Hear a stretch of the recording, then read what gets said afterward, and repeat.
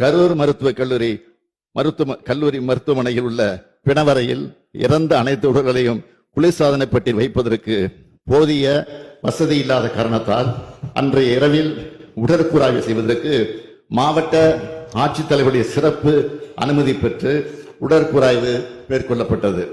அவசரமா பதற்றத்தோட அந்த உடற்கூறு இறந்தவருடைய உடற்கூறு ஆய்வு செய்ய வேண்டும் ஒரு உத்தரவு பிறப்பிக்கப்பட்டு மாவட்ட ஆட்சி பிறப்பிக்கப்பட்டு இரவு 1:45 மணிக்கு அந்த பணியை துவக்குறாங்க. அந்த கரூர் அரசு பொது மருத்துவமனையில 2 டேபிள் தான் இருக்கு. அதுக்கு மின் விளக்குகள்லாம் வேணும், அதுக்கு வேண்டியான வசதியெல்லாம் வேணும். அது 2 தான் இருக்குது. அப்படி 2 இருக்குதுன்னா இப்போ அமைச்சர் 3 இருக்குன்னு சொல்றாரு. சரி 3னே வச்சுக்கலாம் அவர் சொல்லபடி.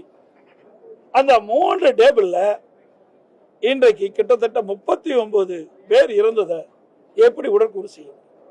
பிரேத பரிசோதனை செய்ய வேண்டும் என்றால் அந்த பிரேத பரிசோதனை செய்யக்கூடிய மருத்துவர் தான் செய்ய முடியும், வேற மருத்துவர் செய்ய முடியாது என்று மருத்துவர் சொல்றாங்க.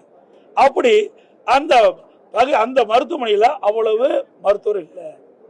அப்படியே வெளியிலிருந்து 22 பேர் வரவழைச்சுங்கிறாங்க.